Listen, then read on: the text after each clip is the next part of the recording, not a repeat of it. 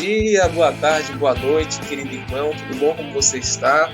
Nós estamos aqui em mais um episódio da Escola Bíblica da Ágape. Você pode encontrar muitos materiais a respeito da busca pelo Senhor Jesus Cristo, entendimento da Palavra de Deus, em nosso canal no YouTube, tá? Além disso, você vai encontrar também materiais para alimentar o seu espírito e alimentar o seu corpo, cuidar do seu corpo, cuidar do templo, honrar a si mesmo, tá? Estamos aqui com o meu amigo Daniel. A graça e a paz do Senhor Jesus seja com todos. E já peço para que vá correndo, pegue a Bíblia, papel e caneta e vamos estudar. Amém, glória a Deus. Nós iremos dar prosseguimento, estamos estudando o livro de Ezequiel, tá? Nós estudamos Ezequiel capítulo 8, vamos hoje prosseguir para o capítulo 9. Mas como é de costume, vamos pedir a Deus, pedir ao Senhor revelação, que cuide do nosso coração, que abra o nosso coração para que possamos receber do próprio Deus o ensinamento da palavra. Vamos orar.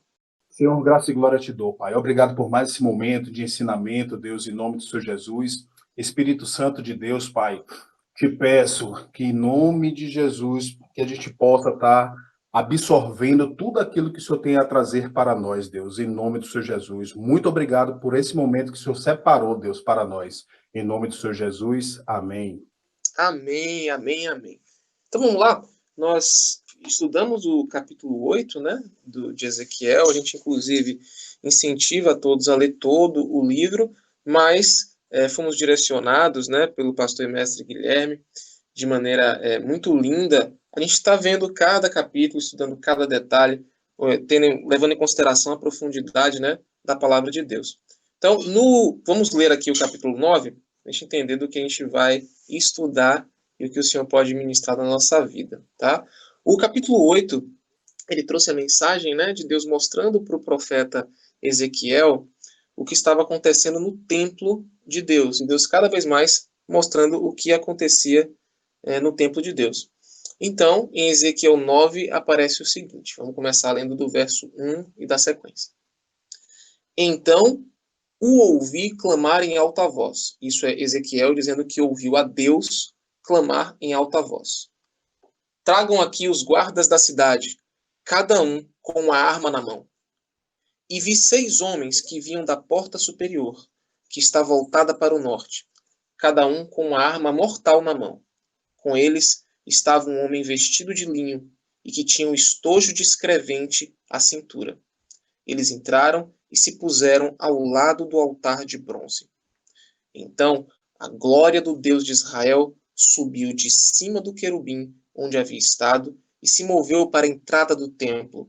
E o Senhor chamou o homem vestido de linho e que tinha o estojo de escrevente à cintura e lhe disse: percorra a cidade de Jerusalém e ponha um sinal na testa daqueles que suspiram e gemem por causa de todas as práticas repugnantes que são feitas nela. Enquanto eu escutava, ele disse aos outros: sigam-no por toda a cidade e matem, sem piedade ou compaixão, velhos, rapazes e moças, mulheres e crianças, mas não toquem em ninguém que tenha o sinal. Comecem no meu santuário. Então eles começaram com as autoridades que estavam em frente do templo, e ele lhes disse: contaminem o templo e encham de mortos os pátios. Podem ir. Eles saíram e começaram a matança em toda a cidade. Enquanto isso, eu fiquei sozinho. Então prostrei-me, rosto em terra, clamando: ah, soberano Senhor, vai destruir todo o remanescente de Israel, lançando a tua ira sobre Jerusalém? Ele me respondeu: a iniquidade da nação de Israel e de Judá é enorme. A terra está cheia de sangue derramado, e a cidade está cheia de injustiça. Eles dizem: o Senhor abandonou o país, o Senhor não nos vê. Então eu, de minha parte, não olharei para eles com piedade, nem os pouparei, mas farei cair sobre as suas cabeças o que eles têm feito. Então o homem de linho, com o estojo de escrevente à cintura, voltou com um relatório e disse: fiz o que me ordenaste. Amém? Nós estamos vendo aí, na palavra do Senhor, Ezequiel 9, e eu começo trazendo, né, a nossa ideia de que estamos estudando juntos, né? Nós estamos estudando, é sempre importante você lembrar que esse não precisa ser o seu único momento de estudo, muito pelo contrário, que seja um incentivo para que você busque a palavra de Deus, medite na palavra de Deus, e que o Senhor possa nos ajudar, nós aqui da Escola Bíblica, a sermos um facilitador, né? Facilitador incentivando você a estudar e trazendo mesmo esse momento de conversa a respeito da palavra, né? Então vamos lá. Vamos começar trazendo lá no verso 1, Deus dizendo para trazer os guardas da cidade, aqueles que tinham autoridade sobre a cidade com a arma na mão. E em Ezequiel 9:2, nós vemos o seguinte texto, que com eles, com esses 6 homens, tinha um homem vestido de linho e que tinha um estojo de escrevente à cintura. Eles entraram e se puseram ao lado do altar de bronze. Alguns detalhes a respeito, né, desse homem que utilizava uma roupa de linho. Você pode pensar, que homem é esse? Né? A gente está tratando de um ambiente do templo. E esse homem ele tem a missão, como a gente leu, de marcar quem seriam os servos de Deus, quem seriam as pessoas que não estavam concordando com a situação de degradação moral e com as práticas que estavam acontecendo na cidade e no templo de Deus. Né? Alguns detalhes a respeito desse homem que veste roupas de linho. Né? A roupa de linho era uma roupa comum dos sacerdotes, tá? E inclusive era uma roupa que era utilizada pelo, se eu não me engano, sumo sacerdote no dia da expiação. Existia uma solenidade, uma ação, um momento que o sumo sacerdote retirava as suas roupas, né? As suas roupas, o turbante e outras partes da sua roupa do sumo sacerdote, e ficava com a roupa de linho, tá? Então, em Levítico 16, a gente pode encontrar isso. Existem outros momentos na Bíblia que aparece a roupa de linho, mas nesse aspecto aí, nesse ponto, nós podemos ver que parece algo voltado para o templo, pelo menos é assim que eu entendo até agora. Isso não quer dizer que é uma palavra definitiva, amém? Observem que eles param do lado do altar de bronze. O altar de bronze, amados, era o lugar onde tinham os sacrifícios, né, os sacrifícios e as ofertas. E para que servia esse estojo de escrevente, né? Era um homem, né? Estava vindo junto com guardas, e ele estava vestido de linho, uma roupa que era utilizada pelos sacerdotes, e disse que ele tinha algo para escrever. A gente faz essa pergunta para que serve, mas a própria Bíblia vai responder em Ezequiel 9:3. Quando a gente vai para o verso 3, a gente consegue ver o seguinte. Diz que então a glória do Deus de Israel subiu de cima do querubim, onde havia estado, e se moveu para a entrada do templo. E o Senhor chamou o homem vestido de linho e que tinha um estojo de escrevente à cintura. No verso 4, percorra a cidade de Jerusalém e ponha um sinal na testa daqueles que suspiram e gemem por causa de todas as práticas repugnantes que são feitas nela. Aqui a gente vai parar um pouco, no verso 4, e mostrar algo. Deus, ele consegue, ele está vendo a situação. Se nós estamos vivendo num ambiente em que situações degradantes estão acontecendo, Deus não nos chamou como juiz. Ele é juiz. Ele está vendo tanto as atitudes de quem está cometendo essas práticas contrárias a Deus, e também está vendo o sofrimento e a fidelidade daqueles que amam o Senhor e que amam o reino de Deus. Outra coisa que é importante trazer aqui é que esse julgamento está sendo feito para pessoas que conhecem ao Senhor. Isso é algo que a gente tem que lembrar. Nesse momento, Ezequiel está vendo o julgamento, na verdade, o julgamento foi feito, né? Deus já tinha mostrado o que iria acontecer, mas está vendo o juízo, né? A execução do juízo de Deus para a cidade, o povo de Israel, que era o povo de Deus e que estava naquela região exatamente para dar exemplo, exatamente para poder ser um exemplo de como se viver o reino de Deus e fazer com que as nações ao redor pudessem também aspirar, ter a vontade de ter Deus no coração. Sim, Brenão. E perceba que esse juízo, ele não veio da noite para o dia. O Senhor, desde Isaías, e aí eu convido os irmãos a estarem ouvindo as ministrações anteriores, em que o Senhor vinha buscando conserto né, trazer o conserto através da vida. E o Senhor veio buscando trazer conserto, e o povo de coração duro, né? Se passaram 3 profetas maiores, né, 2 profetas maiores, até chegar a Ezequiel, né, e aí veio o juízo, mas reforçando que não foi da noite para o dia. O Senhor, antes de executar, ele buscou trazer o conserto, e o povo não quis, o povo preferiu, né, se manter com o coração duro. Perfeito, perfeito. Você vê que Daniel está trazendo para a gente, né? Glória a Deus pela vida de Daniel. Tanto Daniel da Bíblia, o profeta Daniel, quanto Daniel, nosso querido irmão aqui da escola bíblica, porque ler esse texto fora do contexto vai trazer talvez uma ideia de que Deus não tem misericórdia, de que Deus não é compassivo, né? De que Deus não é longânimo, de que Deus não tem piedade. Mas muitas vezes nós podemos estar lendo fora do contexto. E aí isso é importante. Aprender o Deus como um todo, aprender quem é Deus por aquilo que ele se revela. E não somente pela imagem que temos de Deus. Tá? Então, olha o que Daniel trouxe, que lindo. De que os profetas já tinham falado com o povo de Israel. Inclusive, em Ezequiel 9,5, Deus fala: matem sem piedade, comecem no meu santuário. A gente pode fazer a pergunta: Deus não tem piedade? Deus não tem compaixão? Deus não é compaixão e piedade? Parece algo estranho para nós. E aí, é importante que primeiramente, essa conversa, né, esse texto é para pessoas que conhecem a Deus. Que conhecem a Deus. E eu queria trazer algumas coisinhas para a gente. Primeira coisa, lembre-se que Deus teve compaixão e piedade com esse povo eu vou colocar aqui a data aproximada, tá? De 1445 a.C., a primeira Páscoa, até 563 aproximadamente antes de Cristo, que é o nascimento de Ezequiel. Resumindo, aproximadamente 900 anos com Deus liberando a sua palavra para esse povo. Aproximadamente 900 anos. Então, queridos, quando a palavra de Deus diz que Deus é tardio em se irar, ela está falando a verdade. Deus dá oportunidades, Deus investe, Deus se gasta para que as pessoas queiram viver o melhor da vida, respeitando os seus pares, respeitando a escolha, respeitando as pessoas que estão ali, mas, como Deus, trazendo o melhor para a vida de cada um.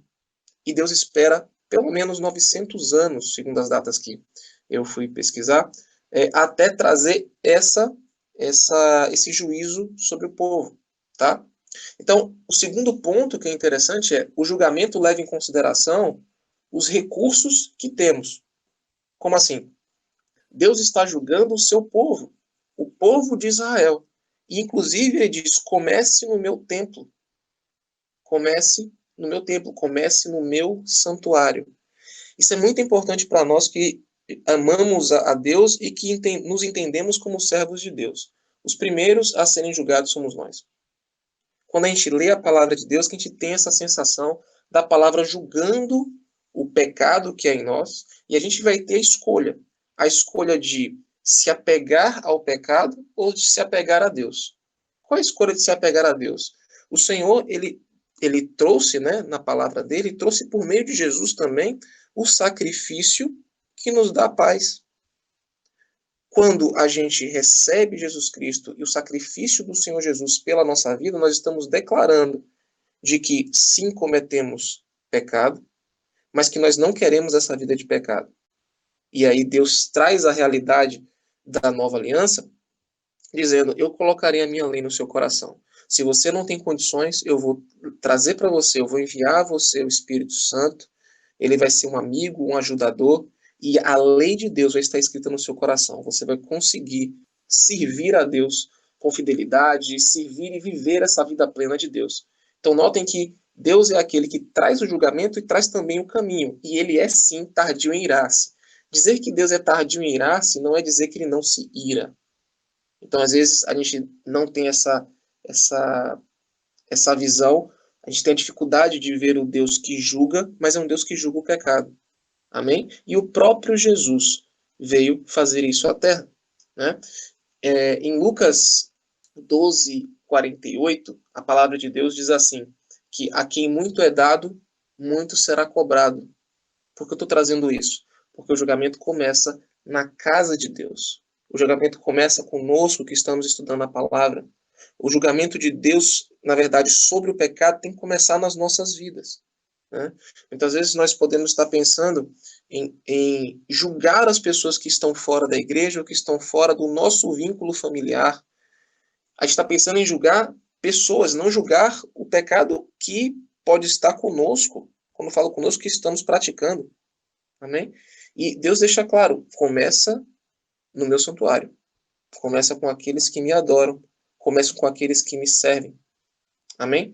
Em Tiago 3:1, na nova aliança, né?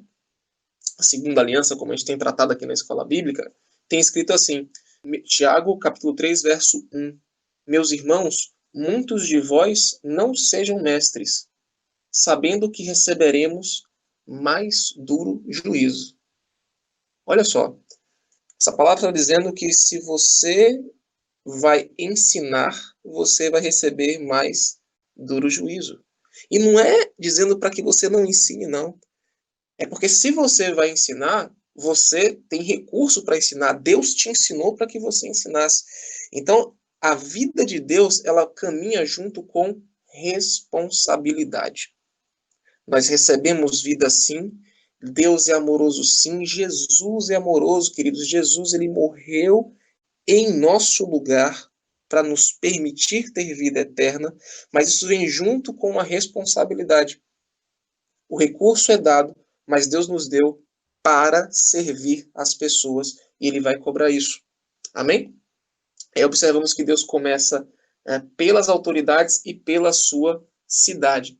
Eu gostaria, inclusive, de deixar a palavra de Deus falar conosco quando a gente está tratando de julgamento, para a gente não ficar apontando, simplesmente apontando o dedo para os outros. E, Breno, aproveitando o que você está falando, que o senhor vai primeiro no seu templo, aí eu convido você que está nos escutando a estar com a Bíblia do lado, a estar com o caderno, porque perceba que nós estamos sempre passeando pela Bíblia, né? A Bíblia é um livro como um todo, né? Não são capítulos separados. Então, faça esse exercício de estar com a Bíblia na mão para poder ir acompanhando e passeando, para você começar a ter habilidade de manusear sua Bíblia. Em Ezequiel 8:6, o Senhor fala, disse-me, filho do homem, vê tu o que eles estão fazendo, as grandes abominações que a casa de Israel faz aqui, para que me afaste do meu santuário, mas verás ainda maiores abominações. Então o Senhor já mais uma vez alertando do que estava acontecendo e o motivo pelo qual ele começa pelo seu santuário. Eles estavam fazendo abominações que estavam afastando Deus da tua casa. Ele começa a fazer o ajuste da onde estavam querendo afastar Deus. Perfeito, perfeito. E sobre você passear pela palavra de Deus. E, gente, olha que interessante. A forma com que a gente lê a Bíblia pode mudar também quanto mais Deus nos revelar da palavra dele. O Deus, ele pode revelar o que ele já escreveu, ele pode falar conosco nos nossos momentos de devocional, mas eu agradeço a Deus por esse canal que ele tem de poder nos ministrar também ensinando através da palavra de Deus. E eu queria ler contigo o livro de Lucas, eu vou ler do capítulo 12 até o 13, verso 9. E vamos deixar as palavras que estão na Bíblia falar conosco. Amém? Então eu vou ler corrido, tem relação com o que estamos falando, e vamos ver o que é que o próprio Deus pode estar falando conosco através da sua palavra. Em Lucas, capítulo 12, é a palavra do Novo Testamento ou da Segunda Aliança, como temos tratado aqui. E vamos do Lucas 12 até Lucas 13:9. Eu vou ler corrido, a gente ouvindo o que tem registrado na Bíblia. Amém? Vamos ler. Diz assim. Nesse meio tempo, tendo se juntado uma multidão de milhares de pessoas, a ponto de se atropelarem umas às outras, Jesus começou a falar primeiramente aos seus discípulos, dizendo... Então, estou trazendo isso aqui para a gente ter ideia de quem é Jesus nesse contexto, tá? Agora eu vou tentar não parar. Então, de novo, Jesus começou a falar primeiramente aos seus discípulos, dizendo: tenham cuidado com o fermento dos fariseus que é a hipocrisia. Não há nada escondido que não venha a ser descoberto, ou oculto que não venha a ser conhecido. O que vocês disseram nas trevas será ouvido à luz do dia, e o que vocês sussurraram aos ouvidos dentro de casa será proclamado dos telhados. Notem que Jesus está falando primeiramente com seus discípulos. Vamos continuar. Eu lhes digo, meus amigos, não tenham medo dos que matam o corpo e depois nada mais podem fazer. Mas eu lhes mostrarei a quem vocês devem temer. Temam aquele que, depois de matar o corpo, tem poder para lançar no inferno. Sim, eu lhes digo, esse vocês devem temer. Só parando. Jesus está se referindo aqui, eu acredito, a Deus. Que eles devem temer a Deus, porque Deus tem poder para lançar no inferno. Continua. Não se vendem 5 pardais por 2 moedinhas? Contudo, nenhum deles é esquecido por Deus. Até os cabelos da cabeça de vocês estão todos contados. Não tenham medo, vocês valem mais do que muitos pardais. Eu lhes digo, quem me confessar diante dos homens, também o Filho do Homem o confessará diante dos anjos de Deus. Mas aquele que me negar diante dos homens será negado diante dos anjos de Deus. Observe que as pessoas que estavam lá sendo marcadas na testa, elas não vão morrer. Amém?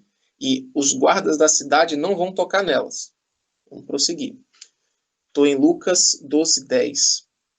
Todo aquele que disser uma palavra contra o Filho do Homem será perdoado, mas quem blasfemar contra o Espírito Santo não será perdoado. Quando vocês forem levados às sinagogas e diante dos governantes e das autoridades, não se preocupem com a forma pela qual se defenderão ou com o que dirão, pois naquela hora o Espírito Santo lhes ensinará o que devem dizer. Alguém da multidão lhe disse, Mestre, dize a meu irmão que divida a herança comigo. Respondeu Jesus, Homem, quem me designou juiz ou árbitro entre vocês? Então lhes disse, Cuidado, fiquem de sobreaviso contra todo tipo de ganância. A vida de um homem não consiste na quantidade dos seus bens. Então lhes contou esta parábola. A terra de certo homem rico produziu muito bem. Ele pensou consigo mesmo, o que vou fazer? Não tenho onde armazenar minha colheita. Então disse, já sei o que vou fazer. Vou derrubar os meus celeiros e construir outros maiores, e ali guardarei toda a minha safra e todos os meus bens. E direi a mim mesmo, você tem grande quantidade de bens armazenados para muitos anos. Descanse, coma, beba e alegre-se.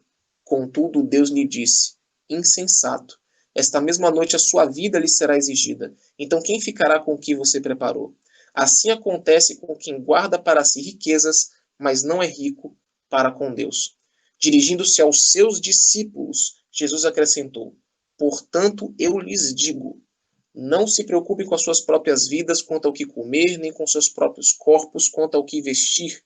A vida é mais importante do que a comida e o corpo mais do que as roupas. Observem os corvos, não semeiam nem colhem, não têm armazéns nem celeiros, contudo, Deus os alimenta, e vocês têm muito mais valor do que as aves. Quem de vocês, por mais que se preocupe, pode acrescentar uma hora que seja a sua vida? Visto que vocês não podem sequer fazer uma coisa tão pequena, por que se preocupar com o restante? Observem como crescem os lírios, eles não trabalham nem tecem. Contudo, eu lhes digo que nem Salomão, em todo o seu esplendor, vestiu-se como um deles. Se Deus veste assim a erva do campo que hoje existe e amanhã é lançada ao fogo, quanto mais vestirá vocês, homens de pequena fé. Não busquem ansiosamente o que hão de comer ou beber, não se preocupem com isso, pois o mundo pagão é que corre atrás dessas coisas, mas o Pai sabe que vocês precisam delas. Busquem, pois, o reino de Deus e essas coisas lhes serão acrescentadas. Não tenham medo, pequeno rebanho, pois foi do agrado do Pai dar-lhes o reino. Vendam o que têm e deem esmolas. Façam para vocês bolsas que não se gastem com o tempo, um tesouro nos céus que não se acabe, onde ladrão algum chega perto e nenhuma traça destrói. Pois onde estiver o seu tesouro, ali também estará o seu coração. Estejam prontos para servir e conservem acesas as suas candeias, como aqueles que esperam seu senhor voltar de um banquete de casamento, para que quando ele chegar e bater, possam abrir-lhe a porta imediatamente. Felizes os servos, cujo Senhor os encontrar vigiando quando voltar. Eu lhes afirmo que ele se vestirá para servir. Fará que se reclinem à mesa e virá servi-los. Deus está dizendo que o próprio Deus vai vir para servir estes servos e reclinar estes servos à mesa. E servir a estes servos. Mesmo, verso 38, mesmo que ele chegue de noite ou de madrugada, felizes os servos que o Senhor encontrar preparados. Entendam, porém, isto: se o dono da casa soubesse a que hora viria o ladrão, não permitiria que a sua casa fosse arrombada. Estejam também vocês preparados, porque o Filho do Homem virá numa hora em que não o esperam. Pedro perguntou: Senhor, estás contando esta parábola para nós ou para todos? Escuta a pergunta de Pedro. Senhor, está contando esta parábola para nós, ou para o povo de Israel, ou para os discípulos, ou para todos? O Senhor respondeu: quem é, pois, o administrador fiel e sensato, a quem seu Senhor encarrega dos seus servos para lhes dar sua porção de alimento no tempo devido? Feliz o servo a quem o seu Senhor encontrar fazendo assim quando voltar. Garanto-lhes que ele o encarregará de todos os seus bens. Mas suponha que esse servo diga a si mesmo: meu senhor se demora a voltar, e então comece a bater nos servos e nas servas, a comer, a beber, a embriagar-se. O senhor daquele servo virá num dia em que ele não espera, e numa hora que não sabe, e o punirá severamente, e lhe dará um lugar com os infiéis. Aquele servo que conhece a vontade de seu senhor, e não prepara o que ele deseja, nem o realiza, receberá muitos açoites. Mas aquele que não a conhece e pratica coisas merecedoras de castigo, receberá poucos açoites. A quem foi muito dado, muito será exigido, e a quem muito foi confiado, muito mais será pedido. Vim trazer fogo à terra, e como gostaria que já estivesse aceso. Mas tenho que passar por um batismo, e como estou angustiado até que ele se realize. Vocês pensam que vim trazer paz à terra? Não, eu lhes digo. Pelo contrário, vim trazer divisão. De agora em diante haverá 5 numa família divididos, uns contra os outros, 3 contra 2 e 2 contra 3. Estarão divididos pai contra filho e filho contra pai, mãe contra filha e filha contra mãe, sogra contra nora e nora contra sogra. Dizia ele à multidão: quando vocês veem a nuvem se levantando no ocidente, logo dizem: vai chover, e assim acontece. E quando sopra o vento sul, vocês dizem: vai fazer calor, e assim ocorre. Hipócritas, vocês sabem interpretar o aspecto da terra e do céu? Como não sabem interpretar o tempo presente? Por que vocês não julgam por si mesmos o que é justo? Quando algum de vocês estiver indo com seu adversário para o magistrado, faça tudo para se reconciliar com ele no caminho, para que ele não o arraste ao juiz, o juiz o entregue ao oficial de justiça, e o oficial de justiça o jogue na prisão. Eu lhe digo que você não sairá de lá, enquanto não pagar o último centavo. Lucas 13. Naquela ocasião, alguns dos que estavam presentes contaram a Jesus que Pilatos misturara o sangue de alguns galileus com os sacrifícios deles. Jesus respondeu: vocês pensam que esses galileus eram mais pecadores que todos os outros por terem sofrido dessa maneira?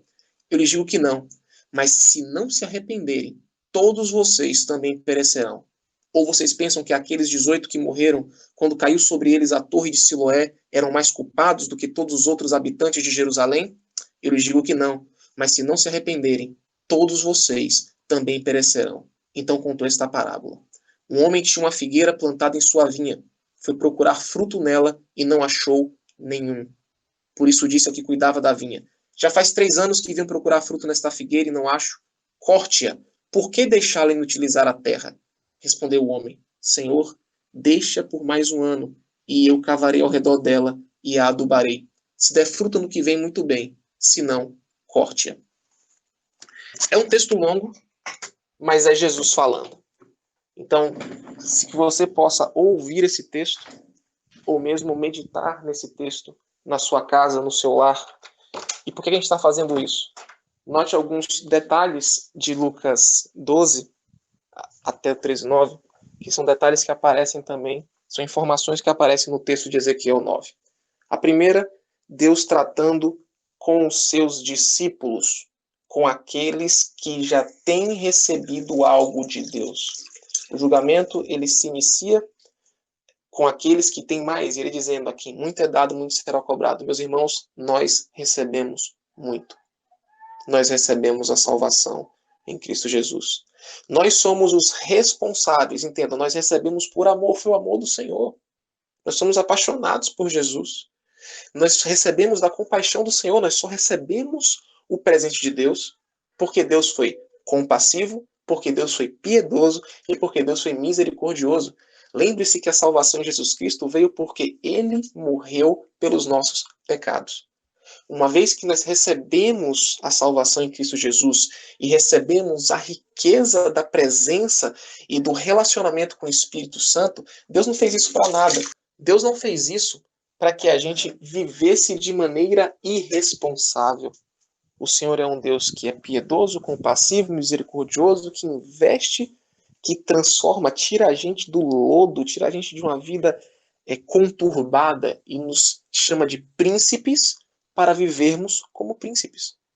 E príncipes e princesas são autoridades que vivem para o bem do povo. Deus não te chamou, querido, e Deus não me chamou somente para que nós vivêssemos ao bel prazer fazendo o que a gente quer. Há uma responsabilidade ao recebermos Jesus Cristo como nosso Senhor. Há uma responsabilidade ao nos tornarmos filhos do Rei de todo o universo.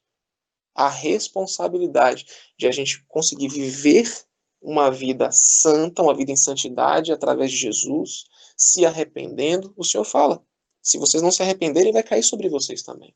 Amém? Então, notem que Jesus Cristo é quem fala de julgamento.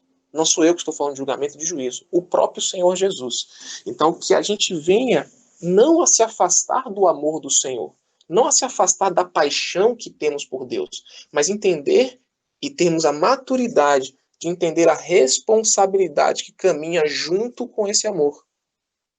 Deus nos colocou na terra como colocou Israel no meio daqueles povos, para que pudéssemos ser exemplo, para que pudéssemos orar pelas pessoas que não estão vivendo uma vida plena em Deus. Amém? Então, vamos lá. Observem que a gente leu esse texto, né? Deixa a palavra falar conosco, e tem essa questão da marca na testa também, né? Lembrança, você pode acabar lembrando de Apocalipse, né? E observe que essa marca na testa, ela identifica as pessoas que estão vivendo o reino de Deus e que, inclusive, estão sofrendo pelo reino de Deus, querido. Então, a marca na testa, ela pode ser um indicativo de a quem você pertence. A marca na testa não existe apenas a marca da besta, como muitos pensam quando leem Apocalipse.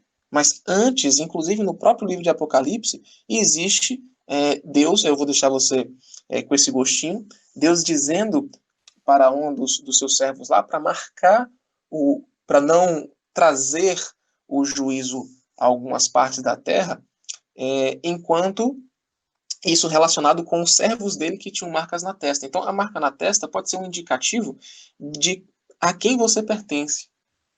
Amém? Então, tanto as pessoas que confirmam o testemunho de Jesus com a sua vida, com as suas pregações, com a sua palavra, com todo o seu ser, isso pode identificar você, né, ao Senhor como servo de Deus. E Deus, o próprio Jesus diz, aquele que me confessar aqui na terra, eu confessarei diante dos anjos. Né? Não tem por que esse juízo chegar até você. Mas eu quero te lembrar que Deus é um Deus que sabe o que você está fazendo, que vê a sua dor e que vale a pena passar por essa dor. A questão não só vale a pena por causa do final. Nós viveremos o reino com Deus e nós podemos ver isso no livro de Apocalipse também. Tá? Mas eu quero, antes de falar da esperança que vem depois do porquê nós estamos ali, né, porque amamos o Senhor e que há uma esperança, né, nesse aspecto, eu queria falar contigo, né, falar com todos nós aqui a respeito do como passar por esse processo. Né? E o livro de Ezequiel 9 vai trazer essa mensagem para a gente. Você que é servo de Deus, que está vendo a contaminação no seu ambiente de trabalho, na sua família, talvez nos seus ambientes eclesiásticos, ambientes que você tem seus irmãos em Cristo Jesus, o que você deve fazer, né? Como é que você pode proceder?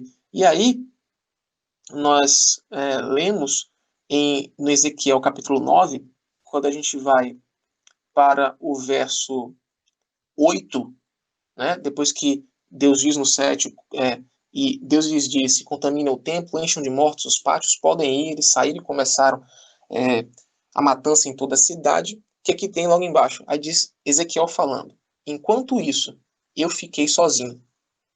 Então, olha a atitude de Ezequiel.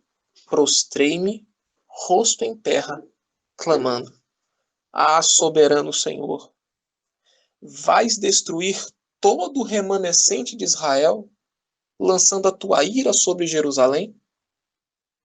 Querido, olha a atitude de Ezequiel.